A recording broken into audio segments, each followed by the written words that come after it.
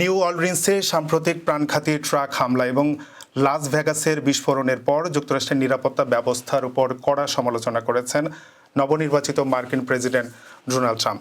New অর্লিন্সে গত বুধবার সকালে একটি ট্রাক হামলায় 15 জন নিহত এবং 35 জন আহত হন। এই ঘটনায় দেশ জুড়ে শোকের ছায়া নেমে এসেছে। একই দিনে লাস ভেগাসের ট্রাম্প ইন্টারন্যাশনাল হোটেলের সামনে একটি টেসলা সাইবার ট্রাক বিস্ফোরণে একজন নিহত হন। এসব ঘটনার পর ট্রাম্প সামাজিক যোগাযোগ মাধ্যম ট্রুথ সোশ্যালে লিখেন, আমাদের দেশ একটি ধ্বংসস্তূপে পরিণত হয়েছে এবং সারা বিশ্বে হাস্যকর হয়ে উঠেছে। এটা তখনই হয় যখন আপনার ওপেন বর্ডার থাকে এবং কার্যত কোনো নেতৃত্ব থাকে না। তিনি আরও বলেন, যুক্তরাষ্ট্র ভেঙে পড়ছে, আমাদের নিরাপত্তা ব্যবস্থা, জাতীয় সুরক্ষা এবং গণতন্ত্র ধ্বংসের মুখে।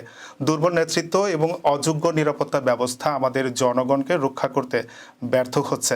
ট্রাম্প তার দেশের বিচার বিভাগ, FBI এবং ডেমোক্রেটিক প্রসিকিউটরদেরও তীব্র সমালোচনা করে তাদের অযোগ্য ও দুর্নীতিগ্রস্ত বলে আখ্যায়িত করেন। তিনি অভিযোগ করেন, জননিরাপত্তার পরিবর্তে তারা আমাকে লক্ষ্যবস্তু করছে। এই ঘটনার পর তিনি CIA এর হস্তক্ষেপের আহ্বান জানান এবং তার নেতৃত্বে কঠোর ব্যবস্থা নেওয়ার প্রতিশ্রুতি দেন। তিনি বলেন, 20 জানুয়ারি দেখা হবে, আমেরিকাকে আবার মহান করে তুলুন।